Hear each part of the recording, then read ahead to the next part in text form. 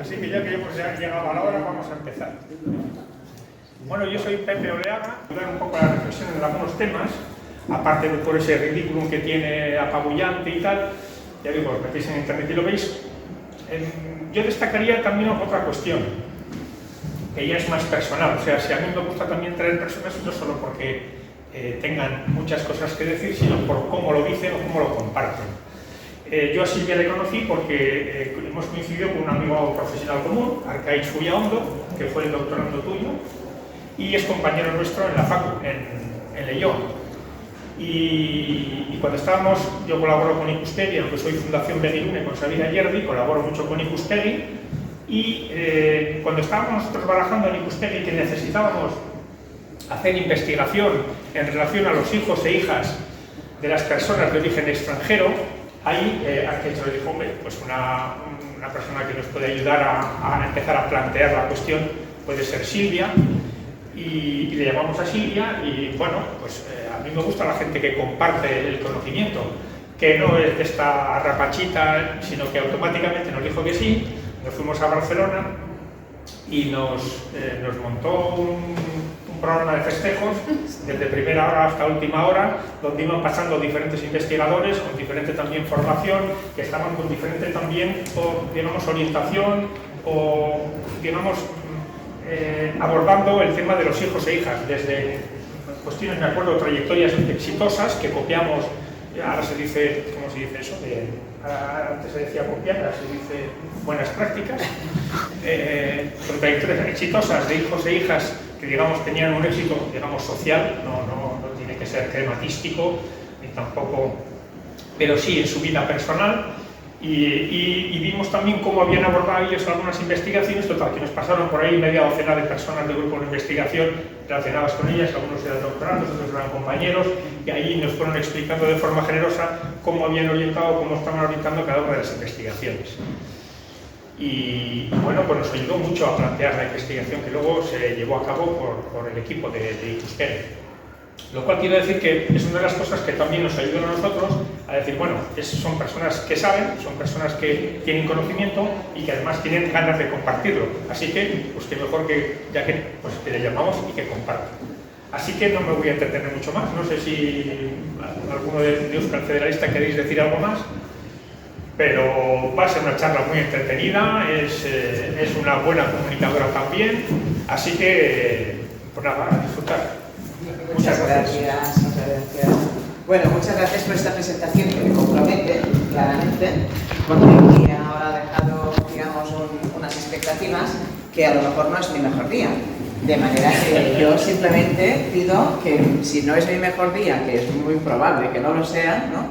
Porque llevo un noviembre de bolos importante y un primer semestre de estos engañosos en los que no tengo docencia, pero madre mía, casi lo preferiría, ¿no? Porque no paro, ¿no? La semana pasada estuve en Sevilla, Madrid, en Santiago, hoy he venido aquí y bueno, mañana en principio terminan mis bolos prenavideños. Pero no podía decir que no, porque yo siempre digo que sí cuando me invitáis desde Euskadi, siempre digo que sí, porque sois los mejores anfitriones, entonces esto es así. Y además creo que siempre hemos tenido como esta relación muy normal, no cargada de tonterías académicas, ¿no? Por seguir un poco este tono más informal que estaba introduciendo. Bueno, en aquel momento, pues es verdad que estaba muy de moda, ¿no? Pero también hacía falta mucha investigación hace unos cuantos años ya de esto.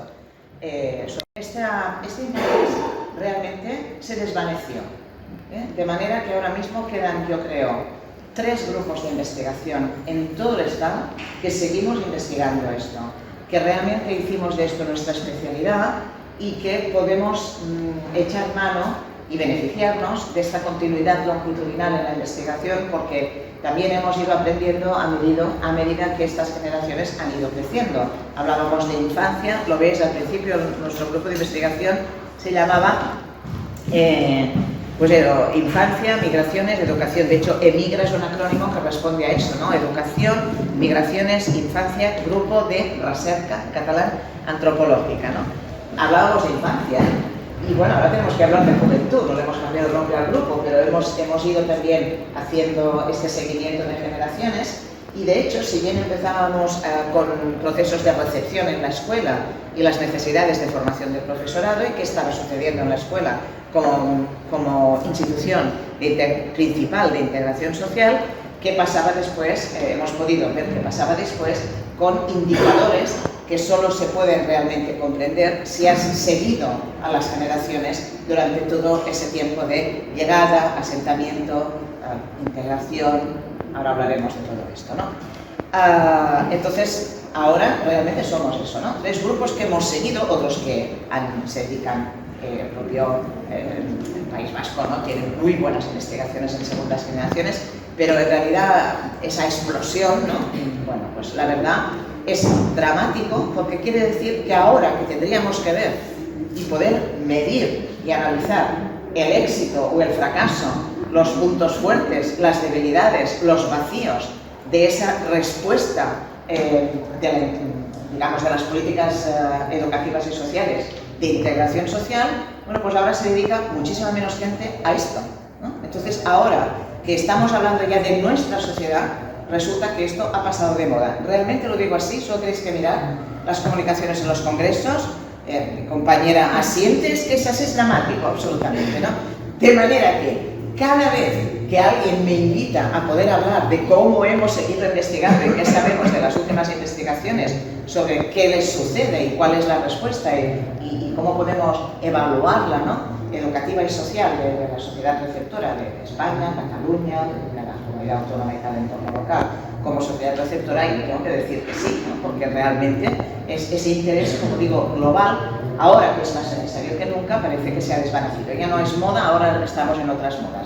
La cultura digital, que no digo que no sea importante, sino que realmente ahora tendríamos que ser capaces de hablar de ese nosotros, que es la juventud, que es 1 de cada 3 jóvenes tiene alguna relación con las migraciones internacionales como media en el caso de Cataluña, y ahora es cuando menos sabemos qué les está ocurriendo, ¿no? Es como si viviéramos en una burbuja. Lo digo como paradoja, voy a hablar también de otras paradojas y que nadie se asuste, voy a ir quitándome ropa porque me estoy entrando en calor con una moderación, con una cierta moderación. Bueno, entonces acordamos un título, muchas gracias tanto a los federalistas como los y las federalistas, como a los sociólogos y politólogos, que me parece fantástica esa casi asimilación, sobre todo en un momento en que mi propia disciplina, la antropología social, yo creo que estaba por uvas, entonces yo siempre digo antropología social, que nadie me confunda con determinadas cosas que están... Simplemente tenéis que ver a qué se dedican las jornadas, los congresos, las semanas, y algunas personas continuamos siendo materialistas, continuamos pensando que lo más importante es analizar las condiciones de vida y los nuevos constructos sociales que están condicionados, diríamos, no determinados por esas condiciones de vida, ¿no? Entonces esto en estos momentos tampoco está de moda. O sea, ya veis que soy un anacronismo en mí misma. Vintage. Bueno, un poco vintage. Un poco vintage, vale, bueno. Entonces también agradezco mucho la invitación de federalistas, que en realidad surgió de una jornada de federalistas de esquerras en Cataluña, en la que el tema central fue el más politizado de toda Cataluña, que es la lengua, ¿no? Y ahí dijimos algunas cosas provocadoras que parece que gustaron, y bueno, también es una de las razones por las que estoy aquí, y voy a centrarme, hoy voy a orientarme un poco más en algunos aspectos lingüísticos más que en otros que tienen que ver con la integración social y educativa. Entonces acordamos este título: Inmigración, Educación y Desigualdad, balance y retos pendientes, ¿no? Vale. A ver si me sale bien. Empiezo por hacer propaganda también de ZAS, ¿no? Del Observatorio Vasco Antirrumores, que ha publicado este magnífico trabajo que tiene que ser, no porque yo participe en él, pero es un magnífico trabajo, ¿no? Tiene que ser el manual, y está siendo ya el manual para todos los másteres de migraciones de toda España, que son las 111 preguntas sobre la inmigración. Cuando nos pidieron que nos formuláramos a cada una de las personas que contribuimos con los capítulos estas 10 preguntas que nos tocaban a cada uno, yo me formulé estas, no las voy a responder todas ni de lejos, de hecho me voy a centrar prácticamente en 2 solamente, ¿no? Pero para que tengáis una idea de marco y para que si no lo habéis hecho, vayáis corriendo a leer ese magnífico trabajo de cientos de preguntas sobre la inmigración, ¿no? Bueno, la idea de qué nacionalidad tienen los hijos e hijas de los inmigrantes en España, precisamente porque ha dejado de estar de moda y te siguen haciendo las mismas preguntas todos los periodistas, incluso en clase, etcétera, ¿no? Porque si naces aquí, ignorando que nosotros tenemos la afiliación por sangre, etcétera, etcétera, ¿no? Vale. ¿Por qué se sigue hablando de hijos e hijas de los inmigrantes o de inmigrantes de segunda generación? Repito estas preguntas, aunque no es el foco de mi intervención, porque todas tienen truco. Es decir, ¿qué ocurre? Si lo primero es por ignorancia, ¿no? Porque no se forman, lo segundo tiene que ver con la influencia enorme del activismo en la investigación sobre migraciones. De manera que parece que hay ciertos conceptos que están anatemizados, no se pueden utilizar porque parece que son ofensivos. Por ejemplo, inmigrantes de segunda generación. Bueno, esto tiene una explicación, los sociólogos y politólogos lo saben muy bien, ni explicarlo tanto, ¿no? Es decir, estamos hablando de personas que no nacieron aquí, pero que llegaron de pequeñas y crecieron y forman parte de esta sociedad, no conocen otras, y en cambio tienen que enfrentar barreras legales, de aplicación de la ley de extranjería, porque la misma ley puede aplicarse de una manera más generosa o más restrictiva, y que naturalmente se tienen que enfrentar con muchísimas desventajas que no tendrían que enfrentar si no fueran segunda generación en el sentido de haber nacido aquí pero no tener ninguno de los derechos garantizados, ¿no? Hay que trabajarlos, ¿no? ¿Qué barreras específicas encuentran los hijos e hijas de los inmigrantes para sentirse plenamente parte de la sociedad española? Con esto podríamos estar un año hablando, ¿no? ¿Cuántas barreras? Pues todas las que tienen que ver con la diversidad y la estratificación socioeconómica, más todas las que tienen que ver con la construcción de la alteridad y con la construcción de quiénes somos nosotros y las barreras sociales, económicas, culturales, simbólicas que creamos, ¿no? Dificultades, ventajas de los diferentes orígenes, por supuesto, los aspectos de relaciones previas, lo que se llama historia de contacto previa o no, que no tiene por qué ser buena, sino que puede estar cargada de relaciones postcoloniales muy conflictivas, o bien cuando hay una ausencia de esta historia de contacto previa, cuando se pueden construir relaciones más libres, basadas también en el desconocimiento, etc. Por lo tanto, todo esto, los inmigrantes, no, vamos a ver cada situación y circunstancia, y todo esto afecta a los hijos e hijas de los inmigrantes. Más preguntas, que aquí sí que me voy a centrar en ellas. ¿Sirve la escuela para garantizar la integración social de los hijos e hijas de los inmigrantes? Integración social es otro de los conceptos anatemizados. Prácticamente no se puede utilizar en según qué contextos, cuando hay muchos activistas, ¿no? Porque tienen que hacer un esfuerzo de integración, los que llegan y no, los que estaban, etc. Bueno, integración social son derechos y recursos. Si alguien no lo sabe definir, y por eso le da miedo utilizar el concepto, es problema de ese alguien. Son derechos y recursos. Ya está, por lo tanto, creo que es muy importante reivindicar los conceptos que nos han dado tantísimo juego a lo largo de la investigación en migraciones, ¿no? ¿Sirve la escuela como la llave, ¿no? La llave de la integración social? A esto nos dedicaremos prácticamente todo el rato. Estas ideas, que son prejuicios muy extendidos y, por ejemplo, esta pregunta es cierto, bueno, la presencia de los hijos, no como pregunta, sino como afirmación, la presencia de los hijos e hijas de inmigrantes empeora el nivel educativo de una escuela. No sé si lo sabéis, pero en una pequeña localidad de 11.000 habitantes del norte de Cataluña, que se llama Ripoll, que también tiene el sobrenombre de El Bressol de Cataluña, que quiere decir la cuna de Cataluña, ¿no? Y de donde procedieron los, donde se habían criado y habían estudiado y habían crecido los chicos que constituyeron pues, esta célula terrorista, ¿no? Que atacó las Ramblas de Barcelona, etcétera, etcétera. Pues desde allí, ahora, las últimas elecciones municipales las ganó una coalición de extrema derecha, independentista o no sé qué nombre ponerle, extrema derecha, en versión catalana, da igual. Entonces se dedica esta señora, Sílvia Orriols, nada que ver, a decir, ¿no? a propagar los bulos que propaga la extrema derecha, es en su línea, da igual en qué idioma lo haga, ¿no? En este caso, los hijos de los inmigrantes empeoran el nivel educativo de las escuelas, y venga, ¿no? Entonces, hay una organización de periodistas jóvenes que se llama Verificat, ¿no? Para verificar bulos, y tuvimos pues ahí una serie de reuniones para poder desmentirlo de esta señora la semana pasada. Lo podéis buscar, ¿no? No es verdad que, ¿no? ¿Por qué? Porque la pregunta está mal hecha. ¿Qué quiere decir que empeora en el nivel educativo? Perdón, ¿quién padece las mayores desigualdades educativas? Porque no recibe la atención a la que tiene derecho, porque es un derecho fundamental la educación, reconocida no solo en la Constitución, los estatutos de autonomía, los derechos del hombre, ¿no? Los derechos humanos y los derechos de la infancia. Entonces, las preguntas, cómo hacemos las preguntas es muy importante, darle la vuelta a esas preguntas para buscar los datos que permitan responder a estas cuestiones, ¿no?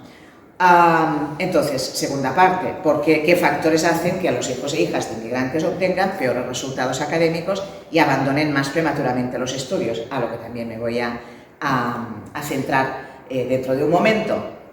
Entonces, esto sí que es una pregunta pertinente, ¿no? La primera tiene que desmontar prejuicios, está mal hecha, la segunda tiene que buscar datos, ¿no? Hay factores que lo explican y no podemos conformarnos con falsas hipótesis que no han estado nunca corroboradas. Para eso llevamos exactamente 10 años investigando con un proyecto europeo de 2013, de 5 años, y con 2 proyectos posteriores, uno de los cuales está a punto de terminar, 2023-24, ¿no? Donde hemos ido rastreando estos factores. Los factores, digamos, de protección ante el riesgo del abandono escolar prematuro y los factores de riesgo de ese abandono, y una comparación entre los diferentes orígenes, las diferentes circunstancias y, sobre todo, pues, el alumnado de origen nacional y de origen extranjero, con resultados muy interesantes desde nuestro punto de vista, que ahora compartiré.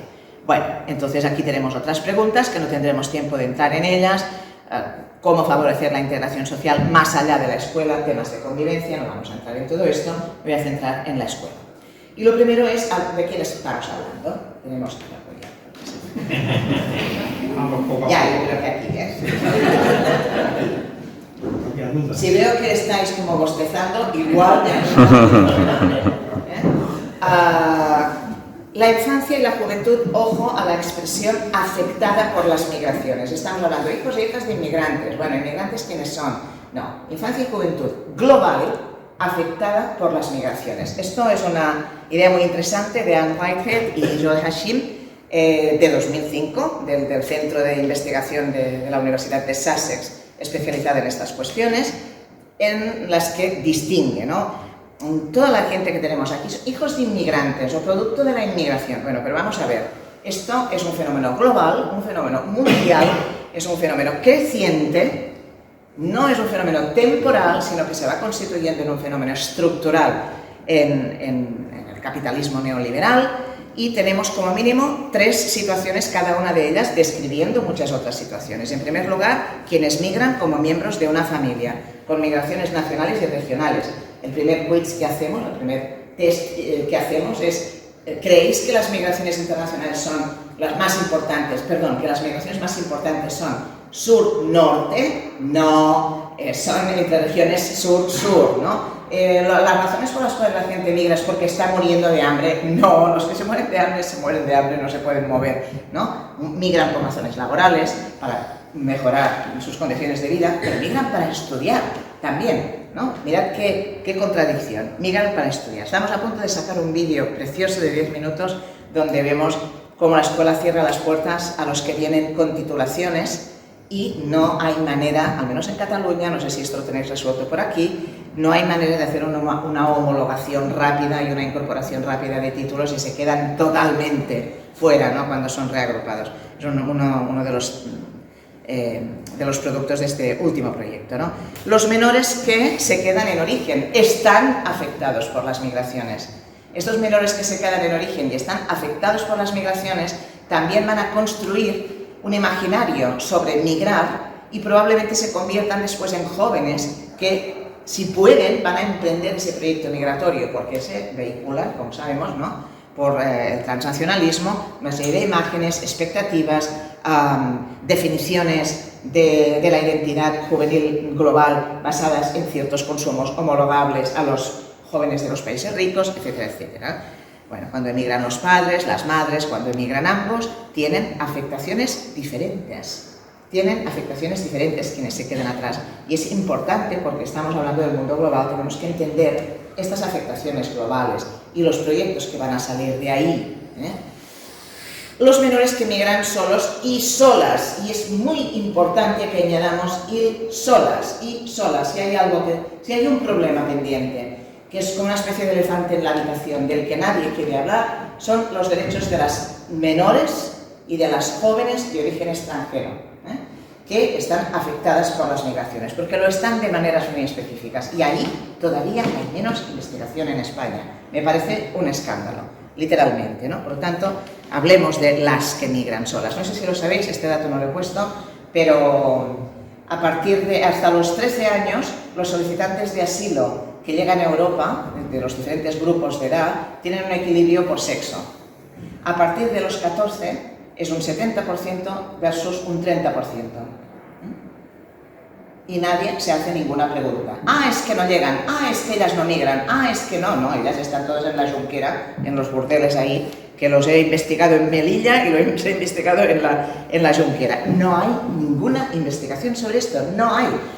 Chicos, los que podéis entrar sin que os parezcáis sospechosos en los burdeles, entrad a hacer trabajo de campo ahí. Sospechoso. Bueno, tú ahora mismo puedes decir, yo es que no digo nada con el... yo qué sé, ¿eh? No, a ver, aquí las señoras que estamos aquí, si entramos ya se ve que o somos unas hermanitas de la caridad o vamos a fiscalizar alguna cosa, no podemos entrar. O vamos a pedir trabajo, tampoco sería la observación participante para llevarla a este punto, pero los hombres sí. Bueno, pues no digo nada en broma, os necesitamos para hacer esta investigación sobre las mujeres y las niñas. Bueno, por razones laborales, como digo, educativas, por tráfico de personas, sobre todo niñas. En Melilla era clarísimo, todos los centros en investigación que hicimos en 2019-20, todos los centros de acogida que tenían niñas, cuando sabían que iban a cumplir 18 años, estaban avisados absolutamente todos los traficantes. Y luego te las encontrabas en Barcelona. Hemos hecho seguimientos de algunas de estas chicas. En acogida, como refugiados, como solicitantes de asilo, otras situaciones. Es decir, cuando hablamos de la infancia y la juventud, no solo hablamos de hijos e hijas de inmigrantes extranjeros que están aquí, sino que tenemos que tener una perspectiva mucho más global de que este es un fenómeno estructural y de que muchos de ellos y ellas pueden haber sido afectados por las migraciones de muchas maneras antes de que realmente pensemos en ellos desde una definición más estrecha. Son los hijos de los inmigrantes que tenemos aquí. Bueno, no voy a detenerme, aquí hay varios números, pero no me voy a detener sobre población menor y migraciones en el mundo. Crece, cada día hay más, cada día se multiplican más los perfiles y están, pues, cada vez, digamos, forman una parte más importante y estructural de nuestras sociedades en el mundo rico, ¿no? Bueno, aquí tenemos, obviamente, pues los menores solicitantes de asilo, los menores que no son nacionales del país en el que residen, lo cual quiere decir que tienen menos derechos, con estos puntos negros que tienen que ver, que son más oscuros porque tienen que ver con políticas de acogida, sobre todo a partir de la crisis del Mediterráneo 2015, etcétera, etcétera. Pero no me voy a detener en ellos. Solamente esta idea de los 2020, año de pandemia, por tanto de freno, pero aún así el 12% de los nuevos nacimientos en la Unión Europea fueron de madres no ciudadanas de la Unión Europea. Por lo tanto, tenemos que pensar esto globalmente también. Esta es nuestra sociedad, no estamos la sociedad y luego una gente, no, es esta sociedad. Bueno, los menores son cada vez una proporción mayor de los primeros solicitantes de asilo. Lo pueden pedir independientemente de los adultos con los que viajen. Esto, si habéis hecho trabajo de campo en Melilla, Ceuta o incluso en Almería, se ha visto, ¿no? Se ve claramente, son más y más. También tienen resoluciones positivas en mayor proporción que los adultos, de manera que a veces son utilizados como puerta de entrada para que vengan los adultos, etc. Esto lo sabéis, sociólogos y politólogos todos. Vale, vamos a dejarlo aquí. Bueno, España, como uno de los países, ya lo veis, no sé si lo veis, sí, estoy yo delante, de hecho, uno de los países, el cuarto país después de Alemania, Francia e Italia, con una proporción más alta de residentes menores. Bueno, aumenta, crece más esta población que la población nacional. Esto también está transformando nuestra sociedad y nos vamos al imperativo de la integración, que me gusta mucho a mí llegar aquí. todos con el móvil. Es juventud global, es juventud global. Esta es una frase muy provocadora de Richard Alba, que algunos de los que estáis aquí me habéis oído decir, o sacar como ejemplo en alguna otra ocasión, que a mí me parece que tenemos que hacer frente, o sea, no nos tiene que dar miedo, ¿no?, a tomar argumentos que utiliza la derecha, en este caso la hipótesis de la sustitución, el miedo, etcétera, etcétera, y darle la vuelta. Pero no tenemos que tener miedo a decir, no, es que esto no es verdad, porque esto lo sabemos, como científicas y científicos sociales no tiene recorrido. Tarde o temprano tendremos que dar una respuesta a esto, y es realidad, y no pasa nada. Pues probablemente los cromañones sustituyeron a los neandertales, o sea, así. Y ya está, de verdad.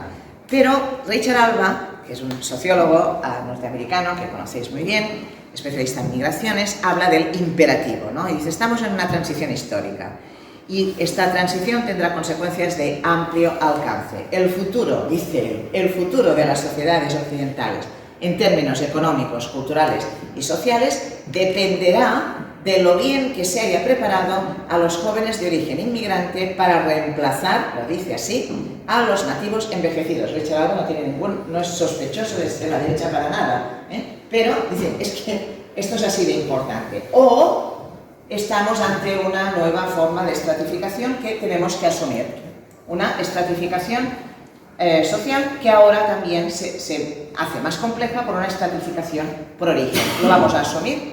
¿Lo vamos a asumir o lo vamos a negar? O podemos hacer algo para que no suceda. ¿Cómo lo podemos hacer? Lo podemos hacer, por ejemplo, a través de la educación. Por eso, en Emigra nos centramos en estas tres esferas. Por una parte, los sujetos protagonistas, la población infantil y juvenil. Por otra parte, el contexto, la única institución de contacto obligatorio entre minorías y mayorías, que es la escuela. No somos pedagogos, no nos interesan los procesos educativos en sí, nos interesa la escuela como principal institución de integración social y lugar de encuentro y sociabilidad entre minorías y mayorías, alumnado de diferentes procedencias, y nos interesa cómo está afectando, ¿no?, cómo está condicionando, modulando las experiencias y las trayectorias de la población infantil y juvenil en la actualidad, el contexto educativo afectado por las migraciones, ¿no? Y entonces a eso nos estamos dedicando, tanto a cada una de las esferas como a cada una de las intersecciones, ¿no? Los proyectos están ahí. Y se sigue diciendo, la educación escolar es el instrumento fundamental de integración social. La educación es la llave de la integración. Se han hecho congresos enteros con la llave de símbolo y de icono, ¿eh? Encontraréis un montón, ¿no? Uno se hizo en Barcelona en 1999, siglo XX, siglo pasado, sin atender a que tenemos, en este sentido, un análisis muy poco riguroso. Tenemos muy buena sociología de la educación en España y los sociólogos de la educación me consideran casi prima, de verdad, también, pero no solo los de las migraciones. Pero es cierto que nos hemos dedicado poco a analizar qué tipo de instrumento. La educación es la llave, pero ¿qué tipo de educación? ¿Y qué tipo de escuelas tenemos? ¿Están capacitadas nuestras escuelas para hacer esta función que se le delega a la escuela tan importante como es la integración social de los hijos e hijas de las migraciones internacionales? Tenemos dos modelos de escuela y también están al servicio de dos modelos de sociedad. Un modelo de escuela que es de hegemonía monocultural, solo hay una manera de ser ciudadano, y esto no solo tiene que ver con rasgos sociales, sino también con rasgos culturales, ¿no? Y que además, supuestamente, tiene la misión de hacer pues ¿cómo se llama esto? El triaje de los pollos, ¿no? El que sirve, el que no sirve, ¿no? Tiene que estar identificando talentos para orientar mejores itinerarios según las capacidades, que es la gran coartada que tiene el sistema educativo, que supuestamente esto es objetivo y no tiene nada de objetivo, ¿no? La identificación de talentos que se convierten después o no en capitales útiles para la pervivencia o la movilidad social, ¿no? Entonces tenemos este modelo escolar reproductor y selectivo al que aspiran las clases medias, también las clases populares, y que sigue siendo el modelo de las élites. Claro está, que es un modelo además, por cierto, que tiene todas las ventajas de la investigación educativa. Por ejemplo, son modelos plurilingües, y ya estoy avanzando a algo de lo que hablaré después, ¿no? O tenemos otro modelo que es un modelo teórico. Un modelo teórico. Muy pocas escuelas realmente llevan a la práctica este tipo de modelo, que sería ideal para llevar a cabo con éxito esta integración de los hijos e hijas de inmigrantes extranjeros. Un modelo que se basa en una idea de ciudadanía multicultural, donde hay una diversidad con lugares comunes, ¿no? Pero que tiene como fondo la cohesión social, que tiene que trabajar por la cohesión social, ¿no? Es el objetivo que se plantea, ¿no? Esta diversidad desde la igualdad de la diversidad, de alguna manera, ¿no? Que es muy difícil, ¿no? Que en teoría es un modelo escolar democrático, es un modelo escolar emancipador, que puede valorar académicamente bagajes, esto es clarísimo en el caso de la lengua, no lo hacen, y que de alguna manera negocia aquellas cuestiones que parece que no están compartidas por los diferentes sectores sociales que concurren a la escuela con un currículum y unos objetivos de emancipación y construcción de ciudadanía. Esto es teórico. Esto forma parte del discurso de la izquierda, pero no lo practica nadie. Esto no lo practica nadie, o sea que tenemos una especie de esquizofrenia entre el discurso y las prácticas en las escuelas progresistas en este sentido. También es un modelo muchísimo más caro, es un modelo que quedó abortado, ¿no?, de algunos intentos de emular el modelo sueco anterior al inicio de las privatizaciones que empezaron en los 90, cuando aquí todavía estamos intentando desplegar un modelo basado en la comprensividad, ¿no? O sea, hay muchas diferencias, pero sobre todo lo que quiero señalar es que estamos ante una paradoja. La educación se convierte en el principal mecanismo productor de una nueva estratificación social. Es decir, lejos de ser la llave de la integración, se convierte en el mecanismo productor de una nueva estratificación social, con una coartada. La coartada de que la diversidad es ingestionable, de que es muy difícil, de que hay cosas que no se pueden tocar, o de que no hay recursos, o de que, ¿qué? Bueno, pues ahora veremos el qué, ¿no? Principales obstáculos desde esta coartada, ¿no? La diversidad como dificultad. Aquí todo es en negativo, lo terminaré en positivo después, pero ahora en negativo. Lo que está en rojo es en lo que me voy a centrar como ejemplos, porque es imposible tocar todo esto, ¿no? Y de momento me han invitado para una conferencia, ¿no? Me han invitado para un curso de 3 meses. Vale, y esto llegará, vale. La primera cuestión, el primer instrumento en el que se basa la transmisión y adquisición cultural escolar, ¿cuál es? La lengua. Está claro, esto es la lengua, por lo tanto, si no hacemos una revisión de las ideologías lingüísticas y de los modelos lingüísticos que se aplican en las instituciones educativas, es obvio que no podemos adaptarnos a nuevas necesidades donde llega un alumnado que o bien no habla la lengua de docencia, o bien aprende una lengua, en el caso de Cataluña, ¿no?, aprende el castellano, porque es el que se habla en los barrios donde se establece, y que solo tiene contacto con la lengua en la que será evaluado dentro de la escuela, y nada más dentro de la escuela. Entonces es una situación bastante insólita tener éxito en ese contexto, ¿no? Pero es que además queda fuera todos los bagajes, talentos, etcétera, no son validados académicamente en función de ¿qué? De prejuicios.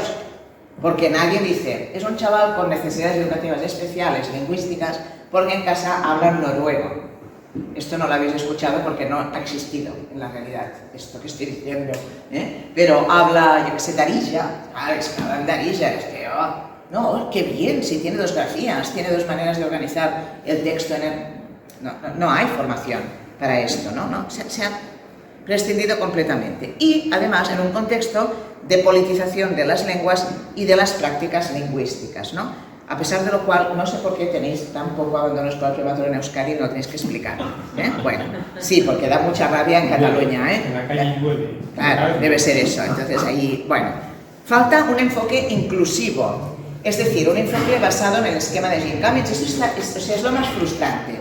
Esto lleva décadas investigado.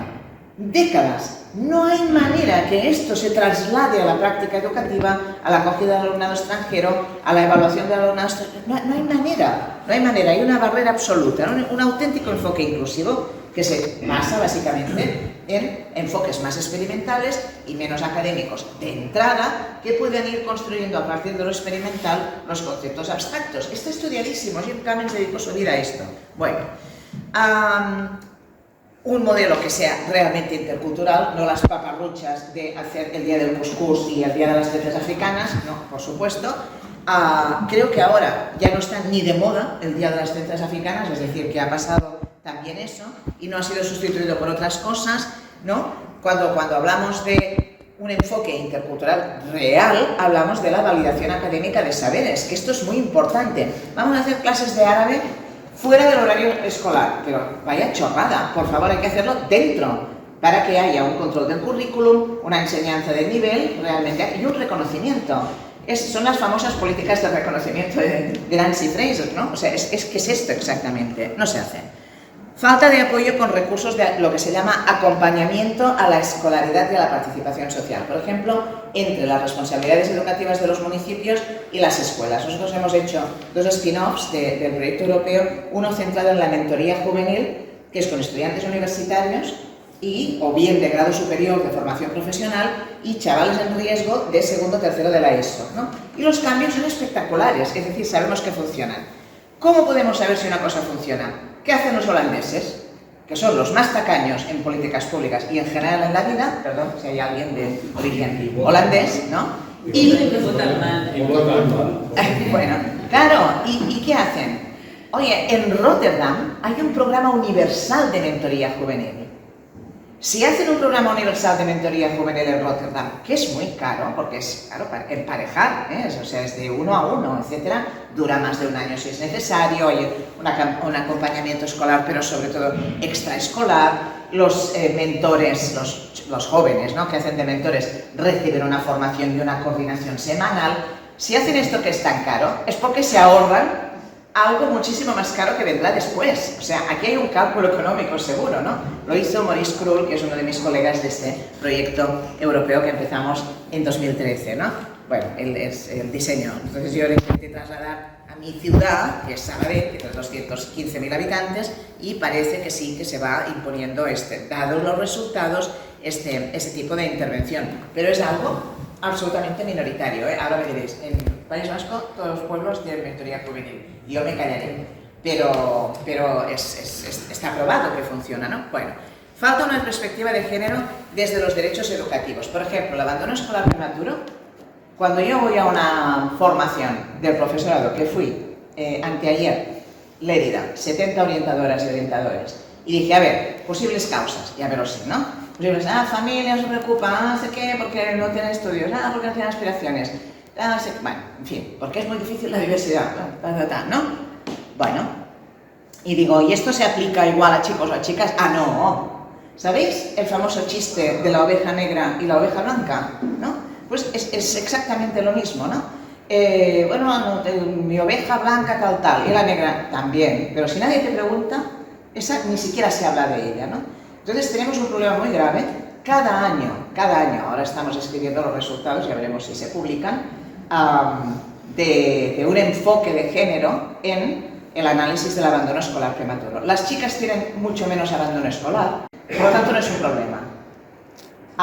No es un problema, pero tienen mucho, ¿no? Sobre todo las chicas de origen extranjero. Sí, pero como tienen menos, porque aquí los disruptivos son los chicos, ¿no? Vale, ¿y las chicas tienen abandono escolar por las mismas causas que los chicos? No. Todo el mundo sabe que no. Y entonces, ¿qué hacéis? Nada, porque, bueno, claro, después de la ESO... Es decir, ¿cómo es posible? Es como las chicas estas que vienen traficadas desde que cumplen los 18 años. ¿Qué está pasando con los enfoques basados en los derechos de las chicas y de las mujeres, ¿no? Bueno, pues no se está investigando. Yo cada año, a finales de curso, tengo llamadas. Y al final éramos ya todas que teníamos llamadas y hemos dicho, nada, vamos a dedicar una parte del proyecto a esto, ¿no? Directora de secundaria, tengo otra. Cuarto de la ESO, lo va a aprobar porque va muy bien, no tiene problema, me pide que la suspenda. Nos ha dirigido una petición desesperada a todo el claustro, que por favor la suspenda, porque como no es obligatorio a partir de después de la ESO, en su casa no van a dejar que siga estudiando, no va a poder salir sin ninguna otra excusa de la casa. probablemente ya le tienen apañado. Trabajamos con una asociación que se llama Valientes y Acompañadas,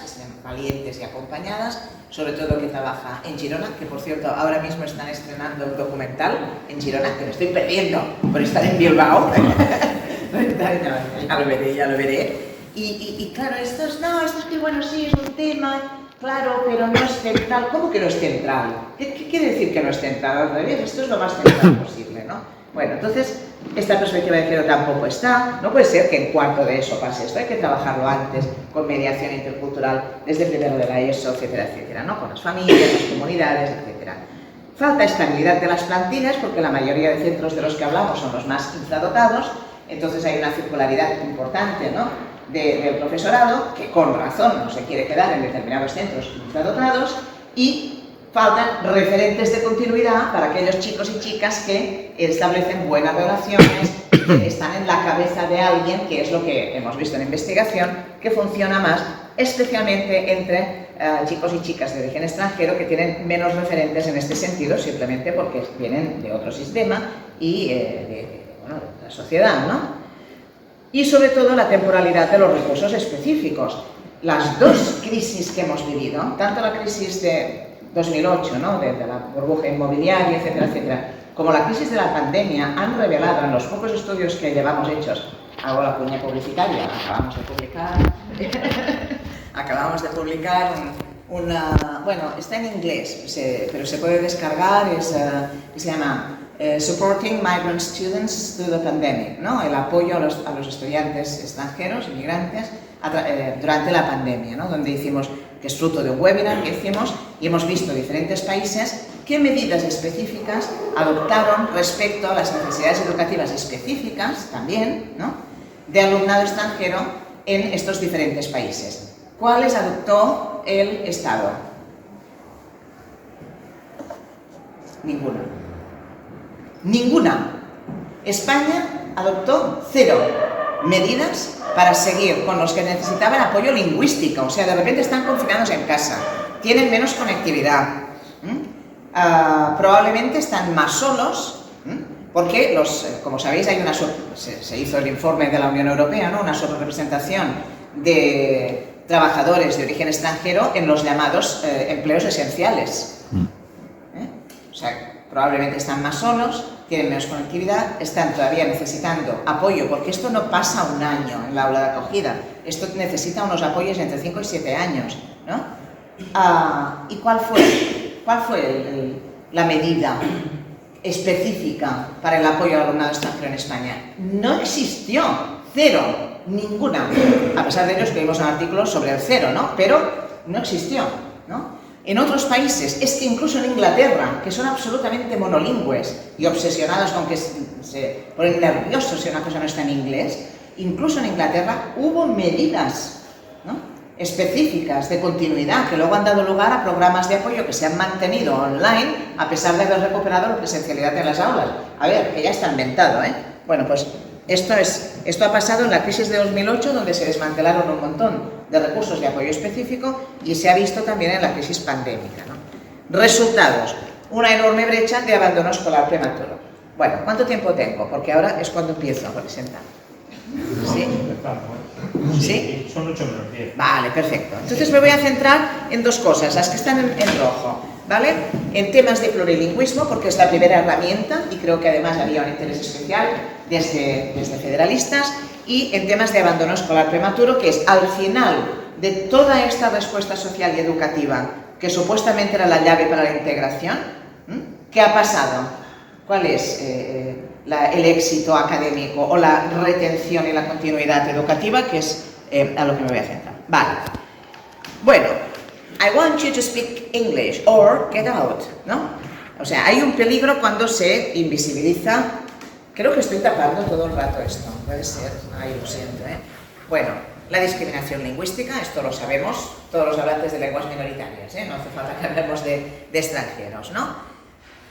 Se normalizan situaciones de exclusión social basadas en la lengua, y es normal escuchar, ¿no? Es normal que no encuentren trabajo cualificado, es normal que no lleguen a estudios superiores, son los 2 ámbitos, ¿no?, el laboral y el de la continuidad educativa, ¿no? Porque claro, la lengua, bueno, pues ¿qué hacemos al respecto, no? Pues aquí vemos que esto es como una especie de círculo desde esta normalización de la discriminación lingüística. Bueno, no habla lengua, normal que no tenga más éxito escolar. Luego resulta que todos los programas de formación ocupacional para chavales que han dejado la ESO antes de tiempo, en Cataluña como mínimo, si no hay una mínima competencia lingüística, los excluyen. A ver, entonces, ¿para quiénes son estos programas? Quiero decir, es que están lloviendo sobre mojado continuamente, ¿no? O se interpreta como problemática la diversidad lingüística en la escuela. Uf, aquí hay muchas lenguas.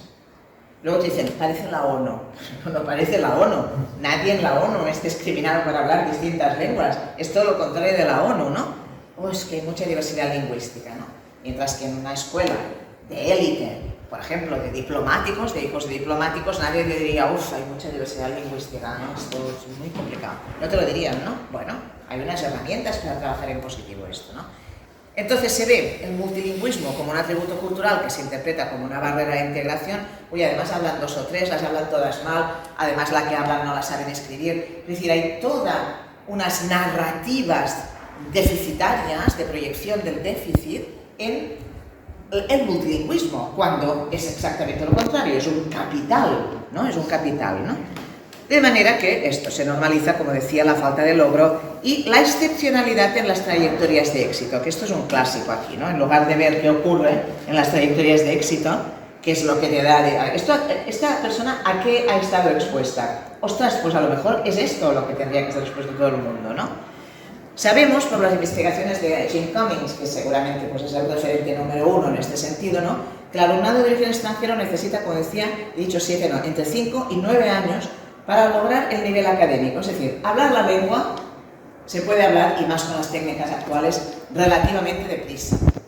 Adquirir 2 registros, un registro coloquial y un registro académico, no es lo mismo, necesita mucho más tiempo. Lo sabemos todos los que hemos intentado hablar lenguas extranjeras con distintos registros, ¿no?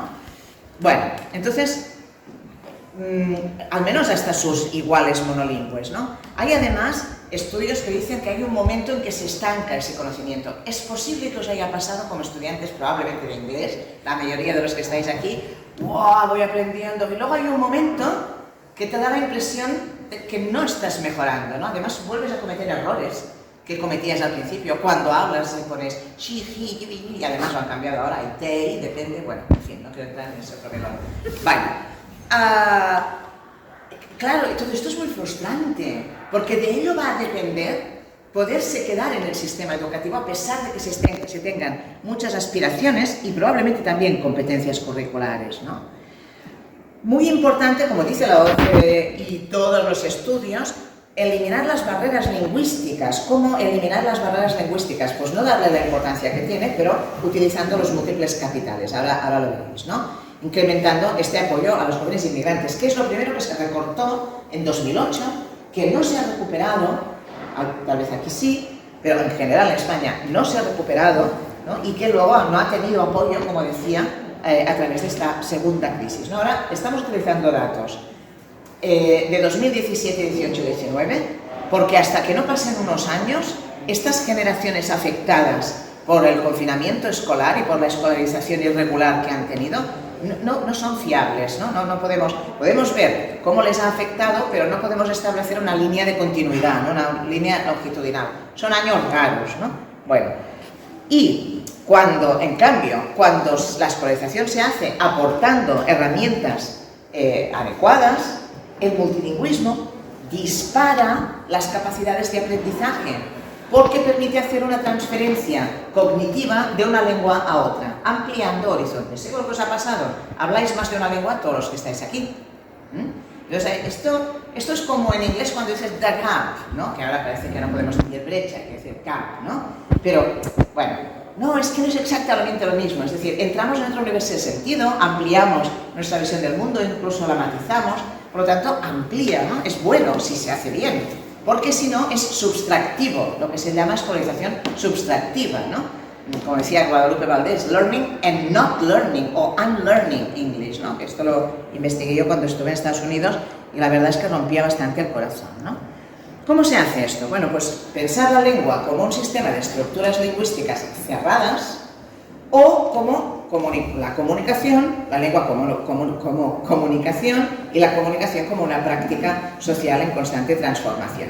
Y aparte de esta cosa que queda tan bonita así dicha, en la práctica quiere decir entender que las prácticas comunicativas, veis que estamos hablando de las prácticas, ya no hablamos tanto de las lenguas, las prácticas comunicativas no son la suma de diferentes estructuras lingüísticas, de catalán, castellano, inglés, francés, chapurreo, alemán y algo de italiano, como todos los catalanes, ¿no?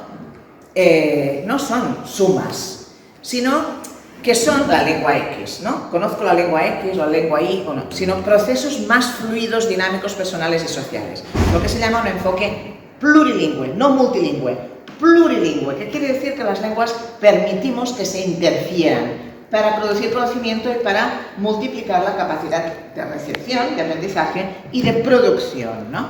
Que es lo que va a ser evaluado. Y hay países que lo están haciendo. Singapur, es decir, esto no puede ser. Sí, se hace en Singapur. En Singapur, en la universidad y en secundaria se hace, ¿no? Entonces hemos pasado, lo más reciente, hay lingüistas en la sala, ¿no? Bueno, pues esto es un palabra que lo vais a oír hablar de translanguaging. Translenguaje, se dice, bueno, translenguaje, translanguaging. Hemos pasado del multilingüismo, que es este enfoque de una colección de lenguas cerradas, denominadas, al plurilingüismo, que es esta interpenetración de prácticas lingüísticas y de comunicación que en la escuela todavía no tienen cabida, ¿no? Es una escuela mono y multilingüe, pero no plurilingüe, ¿no?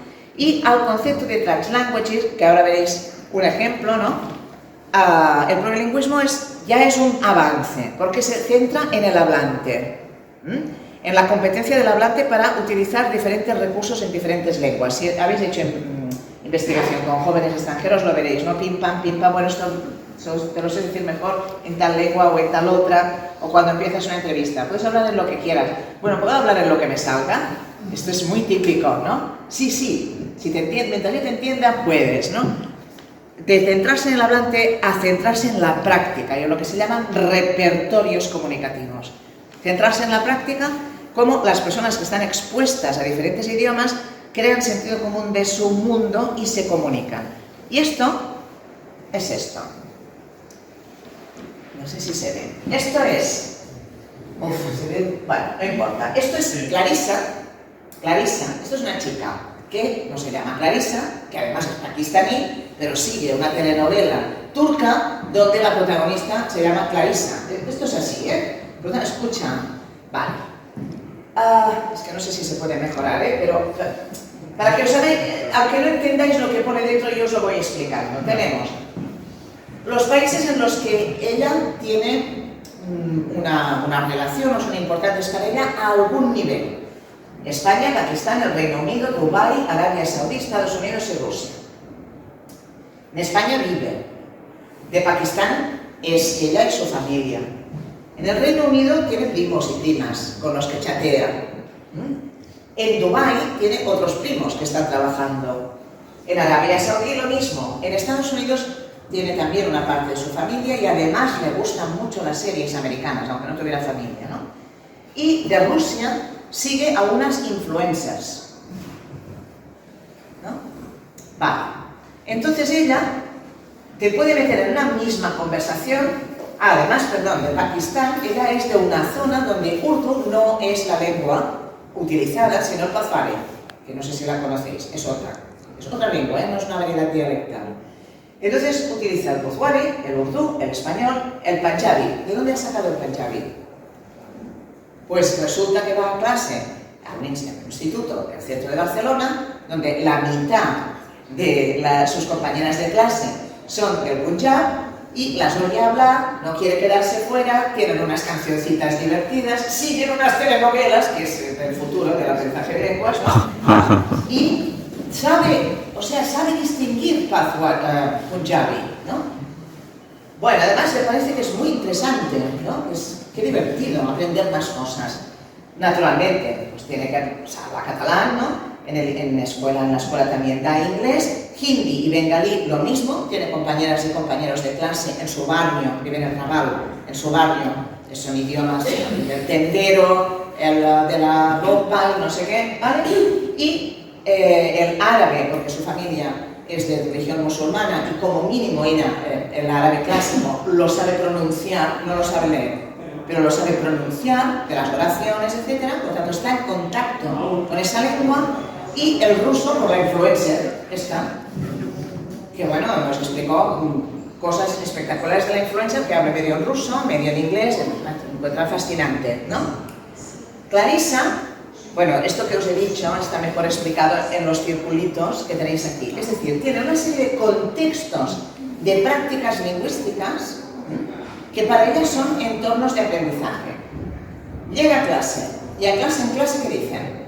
Bueno, clase se dice mejor, pero en algún profe, ¿no? Algún profe les dice, bueno, ya está, ¿eh? Ahora estamos en clase.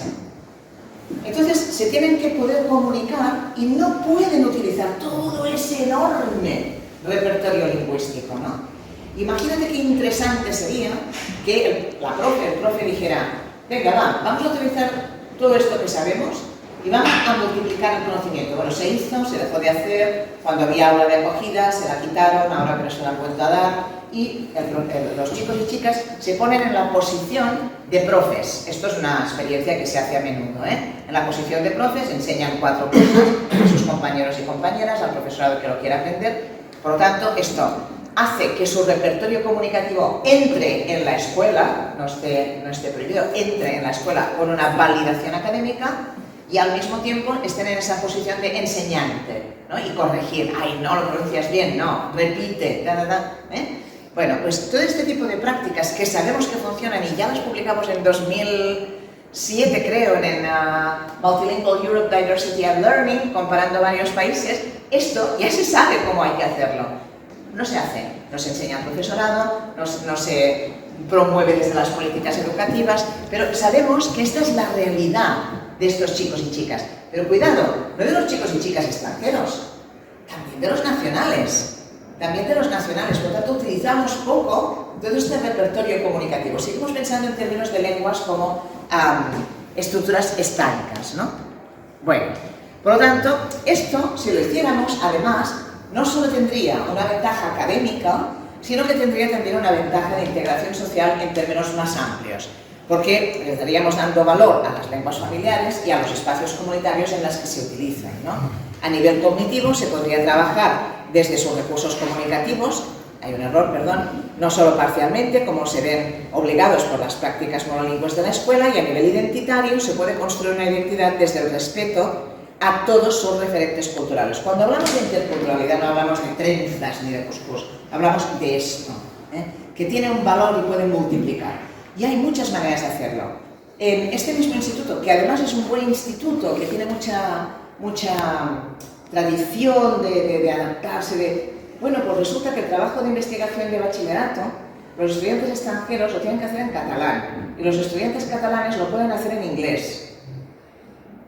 Porque, claro, así es la manera como, cuando estas chicas hablan mejor inglés, porque en su casa las antenas de televisión, los programas de televisión que ven, aparte de los rusos y los punjabis y los bengalíes, muchos son en inglés. Entonces, ¿por qué estamos haciendo esto, no? Y claro, esto da pues, niveles más altos de abandono escolar, como tenemos también publicado, comparando 2 casos en estos chicos y chicas, ¿no? Bueno. Y ahora pasamos al otro tema, ¿no? Es decir, fijaros qué lejos estamos de estos enfoques, que además son enfoques, como digo, que se están practicando en otros lugares, no estamos muy, pero muy lejos, ¿no? Claro, con todo esto, pues vamos a un abandono escolar prematuro muchísimo más alto entre el alumnado de origen extranjero. Cuando nosotros nos incorporamos a este proyecto de abandono escolar prematuro, no era específico sobre alumnado extranjero. Simplemente, bueno, estábamos viendo que en Europa pues había niveles muy diferentes de abandono escolar prematuro, que ahora explico lo que es, porque ha costado mucho que se comprendiera que el concepto no es lo mismo que fracaso escolar, entre muchas comillas, que esto es vocabulario pedagógico que yo no utilizo nunca, ¿no? O que no terminar la ESO, ¿no? Bueno, entonces os voy a explicar muy brevemente una cosita por la que nos dieron un premio, el premio Observatorio Social de la Caixa, en el que de todo este proyecto hicimos una lectura particular aplicada al alumnado extranjero. Por dos razones, porque España es el país, estos son datos del 2022, los del 2012, que fue el inicio del proyecto, ¿no? Cuando elaboramos el proyecto que nos dieron en 2013, ¿no? Estábamos en un 28% de abandono escolar prematuro en España. 28%. De Madrid hacia País Vasco, bajando. De Madrid hacia Ceuta, Baleares, etcétera, que es donde está Cataluña, subiendo. Diferencias importantes entre comunidades autónomas. Pero lo más importante era la polarización interna. Estos son datos que con cuentagotas también da Eurostat, ¿no? Es decir, tenemos una media del abandono escolar prematuro altísimo, pero ¿a quién afecta? ¿Cuáles son los perfiles sociodemográficos? Bueno, pues España no solo tiene, y tenía, sigue teniendo, el abandono escolar prematuro más alto, ahora tiene el segundo más alto, hemos hecho un gran avance, ¿no?, de toda la Unión Europea, sino que tiene el más polarizado por origen. Pues este más polarizado por origen tampoco se está investigando. Somos dos grupos de investigación en toda España que estamos investigando esto. No sé si se ve bien, supongo que sí. Rumanía y España, segundo país, y después viene Hungría. ¿Qué características tienen Rumanía y Hungría con tanto abandono escolar prematuro? Lo sabéis, sí, sois sociólogos y politólogos, lo sabéis. Población gitana. Entonces tienen la proporción, no el número, que lo tiene España, pero sí la proporción más alta de población gitana que por descontado tiene el 98% de abandono escolar prematuro. El 98%, que lo decimos así para ser optimistas. Pero mirad dónde está España. Por lo tanto, si quitamos esta particularidad de Hungría y Rumanía, en realidad sigue siendo España el país con mayor abandono escolar prematuro de la Unión Europea. Aunque ahora la media está alrededor del 18-20 a nivel estatal y era pues del 28, es decir, que hemos bajado, ¿no? Pero bueno, ¿qué es el abandono escolar prematuro y por qué es importante? Insisto en el concepto. Bueno, es un indicador que, fijaros cuando he dicho, empezamos a investigar con hijos e hijas de inmigrantes y educación más o menos antes de terminar el siglo XX, ¿no? Concretamente el año 95. Y por tanto hemos ido siguiendo las cohortes. Entonces empezamos pues las acogidas, la primaria, las aulas de acogida, la formación profesional rápida cuando venían mayores, etc. Pero hemos podido ir siguiendo aquellos que incluso nacieron aquí y se han ido escolarizando en el sistema educativo, solo en el sistema educativo de la sociedad receptora. Por lo tanto, tenemos realmente un conocimiento longitudinal muy importante. Pues bueno, ahora ya estamos viendo todos estos chicos y chicas entre 18, el indicador dice esto, es un indicador internacional, entre 18 y 24 años que no tienen secundaria superior, en términos comparativos, quiere decir después de la ESO, es decir, bachillerato o ciclo medio de formación profesional, ya no estarían en ese indicador, ni están en formación para obtener esa secundaria superior. Es decir, no han hecho nada más después de la ESO o ni siquiera la han terminado. No equivale a, entre comillas, fracaso escolar, porque puede ser perfectamente que haya chicos y chicas que han terminado con buenas notas, como esas que me llaman las directoras, o chicos que han terminado con buenas notas la secundaria obligatoria, pero no siguen estudiando. Es decir, no hagamos esa equivalencia, sería erróneo, ¿no? Bueno, entonces tenemos la tasa más alta. Los objetivos que se plantearon, los anteriores a los que tenemos ahora de desarrollo sostenible, ¿no? Los objetivos del milenio, fijaron que para 2020 la Unión Europea como máximo se podía permitir el 10% de abandono escolar prematuro porque estábamos en un cambio de modelo productivo hacia una economía del conocimiento, había una destrucción de trabajos y una escasez cada vez mayor de trabajos de baja cualificación y por lo tanto deberíamos tener una juventud muy, como decía Lecharalda, muy formada, ¿no? Se redujo con la crisis desde el 28-30%, con esa idea de Mariano Rajoy, en la línea más pura de Mariano Rajoy, que decía, si no hay trabajo, se acabarán en la escuela, ¿no? Así lo dijo, hay unas excepciones. Oye, esto lo tenemos ya resuelto, lo van a abandono escolar prematuro, ¿no? Bueno, no, se resolvió. Entonces, se estancó tanto el paro como el abandono escolar prematuro, y de ahí no bajamos, ¿no? Pero sobre todo, como decía, es la mayor polarización por origen en la Unión Europea.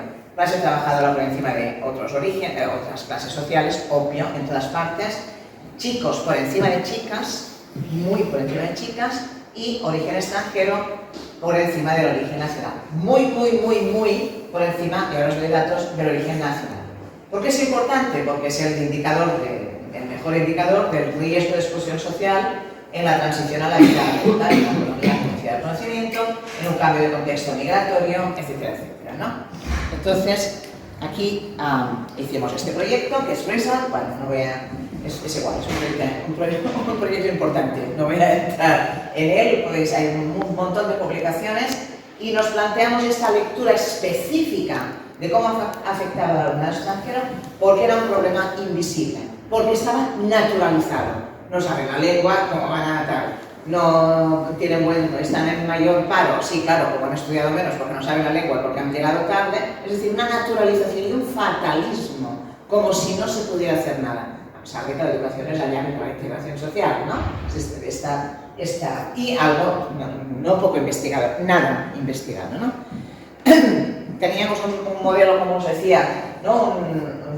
De análisis previo, ¿no? De discursos y prácticas, muy contradictorio en esta idea culturalista del fracaso, la idea de cuando se dice esto es multifactorial, ya sabéis qué pasa, ¿no? Que decir que nadie tiene una hipótesis contrastable para...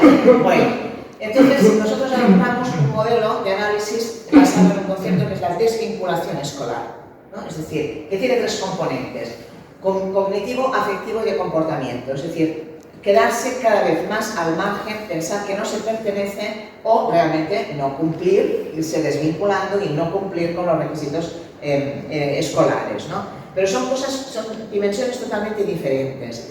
Entonces, esto afecta muy especialmente al alumnado extranjero, y vimos, queríamos investigar la percepción de apoyo social, la percepción de apoyo docente y las aspiraciones para poner a prueba la teoría, como sabéis, del optimismo inmigrante, ¿no? Es decir, con esfuerzo tendremos éxito, bla, bla, bla, ¿no? Y cómo la educación en realidad siempre ha estado en el centro de los proyectos de migración familiar, siempre ha estado allí. Otra cosa es que no se haya reconocido, pero yo llevo en esto desde el 95 y siempre ha sido así. Muy bien, por aquí tenemos datos. Los datos son de 2016, no han variado. No han variado. Iba a cambiarlos, pero he visto que no han variado. Tenemos nacidos y nacionalidad, o sea, hemos combinado las dos fuentes. Fijaros, en mujeres nacidas en España o de nacionalidad española, que varía ligeramente, un 11,9, cercano al 10, que era el objetivo, que además ya se dijo, España no va a llegar ni locos, le ponemos un 15. O sea, nos hicieron una adaptación curricular en Europa, ya, vale. Y hombres un 20, el doble. El doble. En el extranjero, si tomamos los nacidos, sería un 29 las mujeres y un 36 los hombres.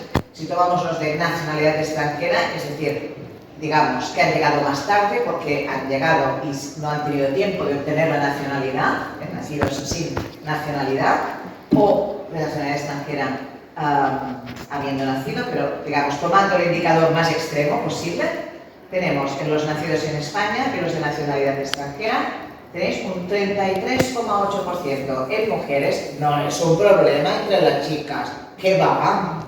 ¿Qué va? Una de cada tres y no es un problema. Y un 41,5% entre los chicos. Esto es una estratificación social de tres pares de narices, ¿no? Porque lo vamos a comparar con los chicos de origen nacional, que ha bajado, ¿no? Y es la mitad, es decir, es que es exactamente la mitad. Pero hay otro dato que es también muy interesante, bueno, esto no, aquí.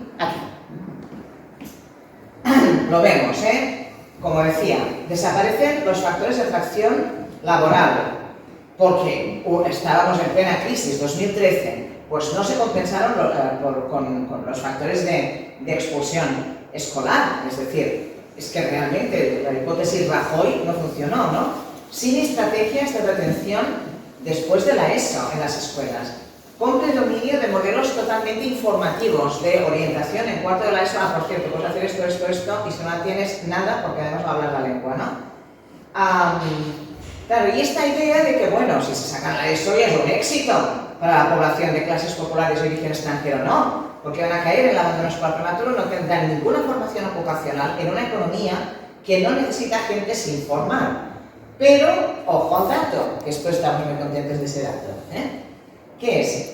Fijaros, el 58% de jóvenes de nacionalidad española versus el 50,5% de jóvenes de nacionalidad extranjera que abandonaron eran graduados en ESO. Quiere decir que graduar la ESO, es decir, obtener la certificación de la secundaria obligatoria, que es mucho más difícil para la población escolar de origen extranjero, cuando se logra, es un factor de protección mayor para extranjeros en el sentido de que se quedan más estudiando. No sé si lo estoy explicando bien. O sea, les cuesta más llegar, pero tenerla les protege y los retiene en la educación. En la que sea, ciclos formativos de grado medio, lo que sea, les retiene. Ostras, y los de nacionalidad española, un 58% de los que no siguieron eran graduados. Por eso os digo, no equivale al fracaso escolar o al no graduar en la ESO, ¿no? Bueno, ahí tenemos un problema con los jóvenes de nacionalidad española. Claro, los que lo graduaron eran mucho menos los extranjeros, pero los que lo lograron continuaron, al menos la mitad, ¿no? Entonces, ¿qué estrategias hay para trabajar sobre esto, ¿no? Pero esto nos indica una persistencia de un cierto optimismo inmigrante y la importancia de las aspiraciones familiares y personales, ¿no? Si miramos la graduación en la ESO, también son datos de 2016, que son estas series que se mantienen, es Cataluña esto, y que luego han sido distorsionadas, ¿no? Bueno, pues es que claro, ya vemos que está pues, un 91 en el caso de España, y luego hay según qué nacionalidades que esto baja bastante en picado, Hay datos de todas las comunidades autónomas y esto lo tenéis muchísimo mejor vosotros que en Cataluña, Pero lo que me interesa es esto.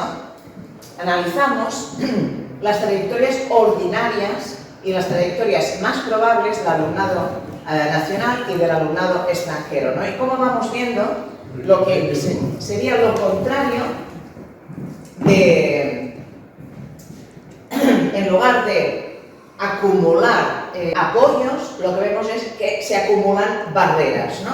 Separación, segregación, naturalización, etcétera, etcétera, ¿no? Y bueno, ya no hablemos del alumnado de origen del África subsahariana, que hemos publicado 2 artículos, uno de chicos y otro de chicas, con Laia Narciso, que hicimos juntas esta investigación, y no he mencionado a Charo Reyes, que es con la que hemos hecho lo de Clarisa y toda esta parte, ¿no? Que está disparidades, saldrá en febrero el artículo. Bueno, entonces vemos que en lugar de ir acumulando apoyos, lo que se va acumulando son barreras. No me quiero detener en esto porque también es verdad que esto cada comunidad autónoma, como vosotros tenéis un sistema educativo diferente, todo por los temas de lengua, etcétera, probablemente no cuadre, ¿no? Pero, claro, percepciones del profesorado, ¿no? Pues cuando hemos seleccionado de la primera encuesta métodos mixtos, cualitativo, cuantitativo, cualitativo, bueno, hemos seleccionado y uno de ellos es Mohamed. Pero Mohamed es marroquí, ¿por qué queréis incluirlo en la muestra? ¿Cómo que por qué queremos incluirlo? Para ver su trayectoria. Uy, ya os la puedo decir yo, la trayectoria. Una señora súper implicada, con el tal Mohamed, que además para hacer una entrevista fue complicadísimo. Decía, sí, no, tal, hasta que dijimos, fútbol. Y entonces empezó a hablar, ¿no? Bueno, claro, y todo es abandono escolar, está atribuido a la falta de apoyo de las familias. Bueno, ¿cuáles eran las percepciones del alumnado? Pues unas aspiraciones educativas más altas de toda la muestra europea. Las aspiraciones educativas más altas de toda la muestra europea. Fijaros que el 90% en España versus un 61% de la media de los 9 países comparados, ¿no? Tenía aspiraciones postobligatorias, incluido el alumnado de origen inmigrante, con una percepción de apoyo social alta por encima de otros factores. Y esto rompe el corazón. esto. Os dejo medio minuto para que... Un minuto es mucho, ¿no? 10 segundos. Esto es las aspiraciones del alumnado de 15 años, antes de terminar la ESO. Les dimos varias opciones de respuesta. Nacidos en España, nacidos fuera de la Unión Europea. Es decir, aquí estamos poniendo todos los extranjeros juntos, que no deberíamos hacerlo, pero bueno, ya tenemos otros artículos en los que hemos separado, como os decía, de origen magrebí, de origen pakistaní, de origen del África subsahariana, latinoamericanos, etc., ¿no? Entonces, las propias aspiraciones, las expectativas atribuidas a los padres respecto a si esas aspiraciones van a ser posibles o no, y las expectativas atribuidas al profesorado respecto a si esas aspiraciones van a lograr realizarse o no. Os he puesto en este color así dragaje, ¿no? Nacidos fuera de la Unión Europea. Las propias aspiraciones, grado formativo superior o universidad, 72,4%. Mucho menos, 12 puntos menos que los nacidos en España, pero todavía muy alto. Expectativas atribuidas a los padres. Nos quedamos solo con esa, con la máxima aspiración. Un 73, es decir, por encima de las propias aspiraciones. Las expectativas de los padres es que yo aproveche este sistema todo lo que pueda. Expectativas atribuidas, no digo que sean las reales, es lo que se percibe y lo que se atribuye, ya sabéis.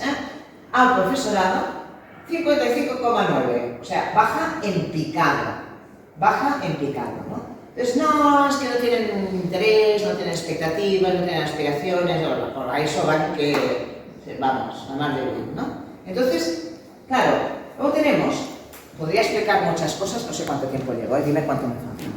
Son 7. Es que no sé qué quiere decir con eso. Sí, 20, ¿qué tal? 5 o 7 minutos. Sí, ¿no? Tendría que ir terminando yo. Sí, Vale. acabáis de luego... Sí, que luego haya... Sí, vale. Bueno, pues ya lo veis, ¿no? El alumnado atribuye a su profesor expectativas más bajas que las de sus padres y mucho más bajas que sus propias aspiraciones.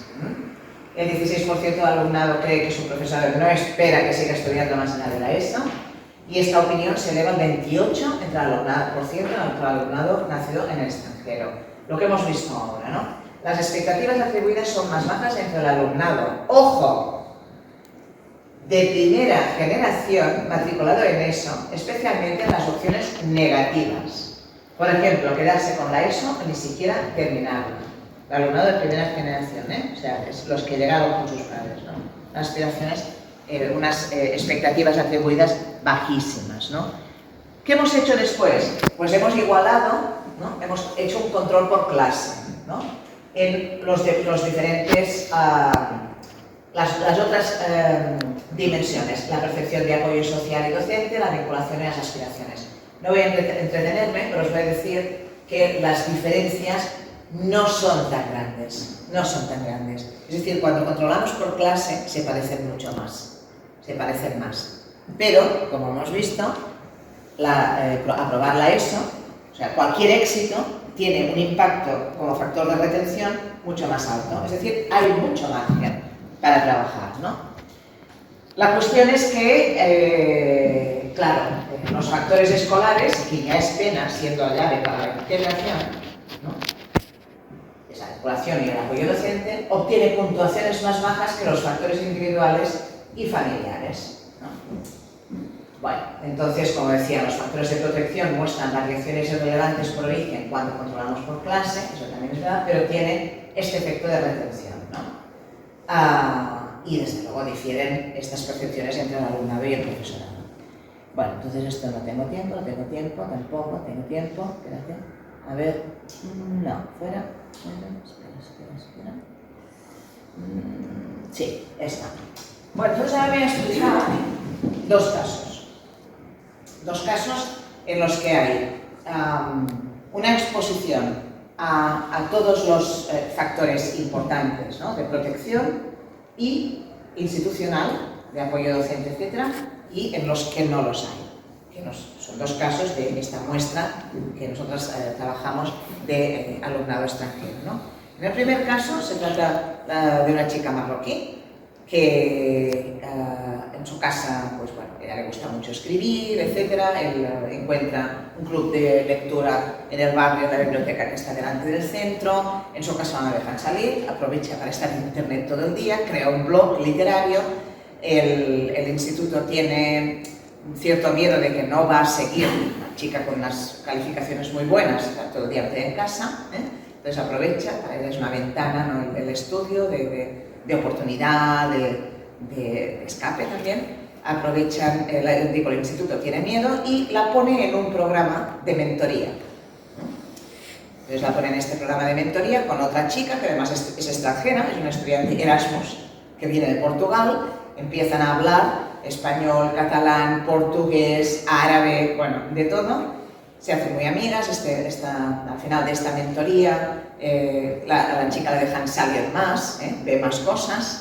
Este instituto está al lado de una nueva estación de ferrocarril que va directa al centro del campus de la UAB, ¿no? Es una casualidad, pero hacen la visita a la UAB, quiere ir. La familia no lo tiene muy claro. Y hay un programa en la Universidad Autónoma de Barcelona, que es un programa que se llama Ítaca. Quizá a alguien le suena, ¿no? Es un programa, se hacen programas de este tipo en algunas otras universidades, donde estudiantes más vulnerables, con una sobre-representación de estudiantes extranjeros, que se ve que van a sacar la ESO y que deberían quedarse estudiando y quieren, pero hay un riesgo de que por alguna razón no lo puedan hacer, se les ofrece un campus de 3 semanas deportivo, de prácticas en diferentes laboratorios de la universidad, van a la radio de periodismo, van al taller de arqueología, van a no sé qué cosa de ciencias, no sé, vienen a hacer cosas de migraciones que les hacemos hacer estadística, pero bueno, ahí están, lo encuentran muy interesante con mapitas y tal, hacen deporte, se quedan a comer, los vuelven en el autocar a su casa, 3 semanas durante el mes de julio, ¿no? Naturalmente hay un énfasis en el catalán, bla, bla, bla, y el 99,9% siguen, estudiantes de tercero de la ESO, siguen, terminan cuarto, siguen secundaria, postobligatoria, la que sea, y muchos luego piden autónoma, es decir, que tenemos un seguimiento de trayectorias, ¿no? Entonces esta chica hace este seguimiento. La familia cuando vienen a la autónoma, yo era vicerrectora en ese momento, esto es casualidad, la familia está acojonada, ¿no? Porque claro, eso es tan grande, lleno de cosas que ponen sexo, drogas y rock and roll y tal, ¿no?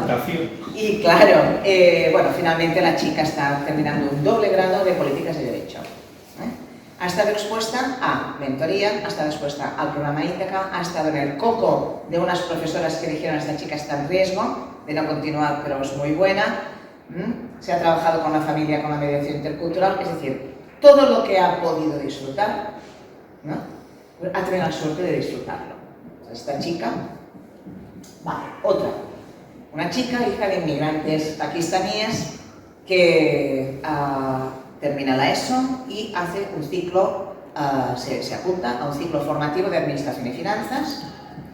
Los padres tienen carrera universitaria, la hermana y el hermano tienen carrera universitaria en Pakistán, pero están en Londres, otro no sé qué, y ella está en el instituto de un barrio de clase trabajadora, pero supera la ESO, se pone en el instituto, empieza y se pone enferma. Aprueba el primer semestre y el segundo semestre se pone enferma. Tercer trimestre vuelve al instituto, la familia cree que le va a ir muchísimo mejor en Santurce que en Sabadell, es donde es, ¿no? Tienen familiares, tienen problemas económicos, etc.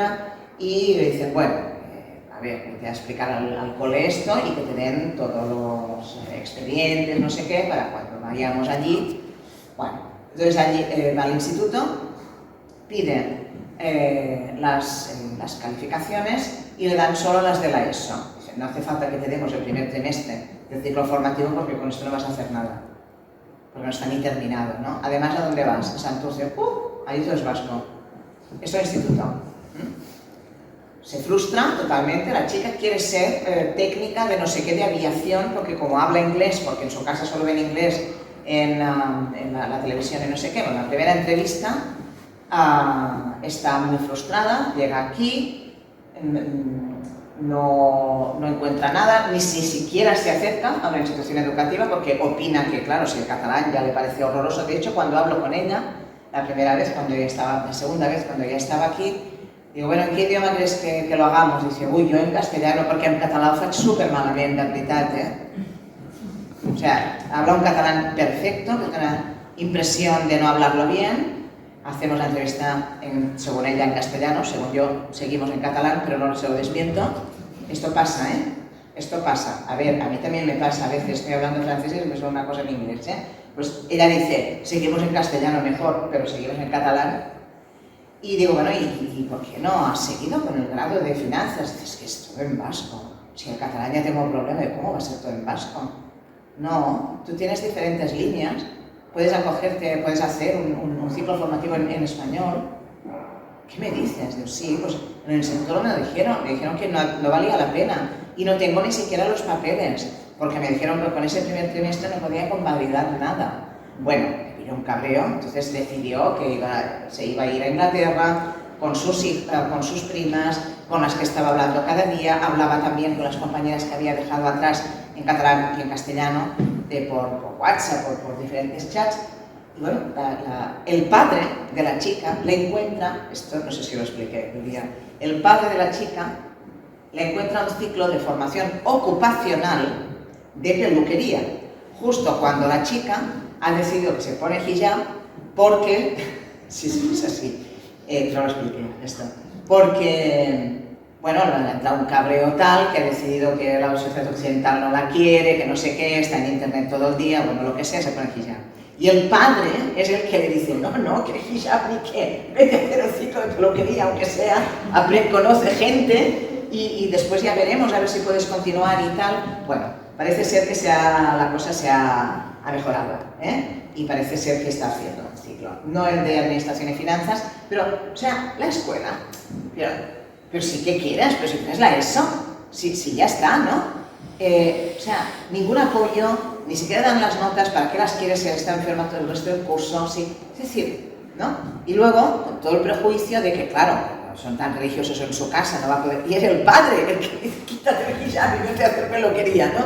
Bueno, lo que sea para integrarte en Santurce, que por cierto lo encontró horrible, también os lo digo, las cosas que me estaba diciendo, no sé en qué idioma, ¿no? Pero fijaros, o sea, cuando están en la cabeza de alguien, en el primer caso, y todo va rodado, todos esos elementos de acompañamiento, ¿no? Y cuando en el segundo, que no hay ningún riesgo, simplemente estuvo enferma, ¿no? A partir del segundo trimestre esto se pierde, ¿no?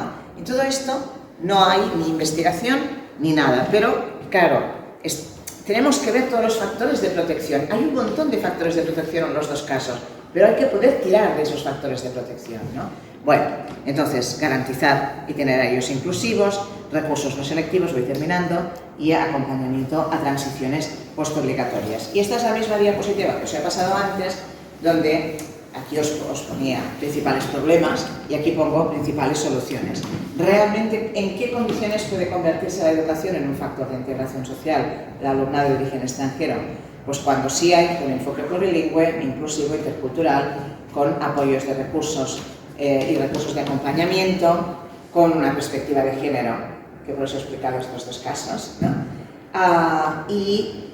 Cuando las plantillas son suficientemente estables como para que alguien esté en la cabeza de alguien durante 3 cursos y haga este seguimiento en positivo con la familia, ¿no?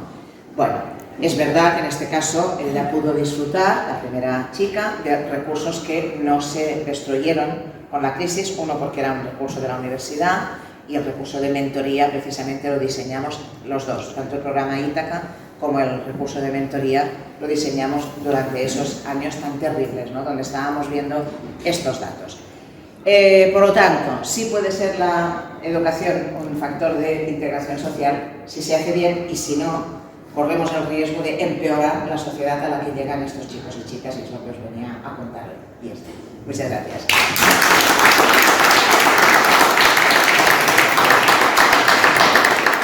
Es que yo creo que precisamente tendríamos elementos para que lo fuera en positivo, ¿no? Para poder comparar situaciones de minorización lingüística, por ejemplo, claro, o sea, hay un montón de situaciones que permitirían ponerse en el lugar del otro, ¿no?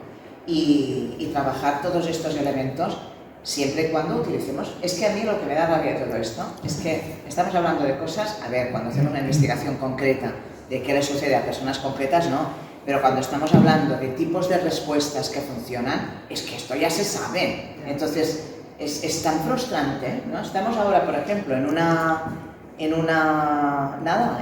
lucha ridícula donde hemos hecho un diseño de una herramienta de prevención, todas las herramientas de prevención de riesgo de abandono escolar, todas las herramientas de prevención son universales, no van a un tipo de alumnado, porque precisamente no es un alumnado que ya esté en riesgo, que entonces son de intervención, sino las preventivas, ¿no? Una herramienta que a ver si funciona y luego la podemos poner al servicio de absolutamente todo el Estado, ¿no?